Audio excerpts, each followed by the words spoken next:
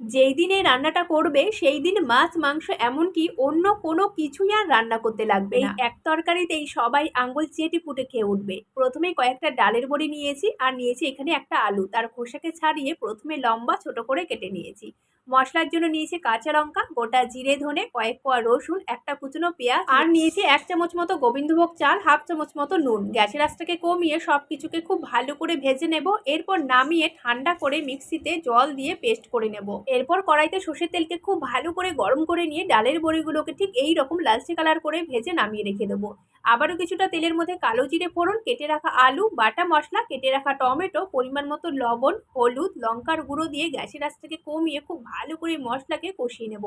মশলা থেকে তেল ছেড়ে গেলে ভেজে রাখা ডালের বড়ি দিয়ে আবারও সবকিছুকে নাড়াচাড়া করে পরিমাণ মতো জল দিয়ে গ্যাসের আঁচ কমিয়ে রান্না করে নেব। সবশেষে কিছুটা ধনেপাতা কুচোনো, কয়েক দানা চিনি দিয়ে যখন ঠিক এরকম মাখো মাখো হয়ে আসবে তখন নামিয়ে গরম ভাতের সাথে খেয়ে দেখবে, সেই দিন আর কিছুই লাগবে না।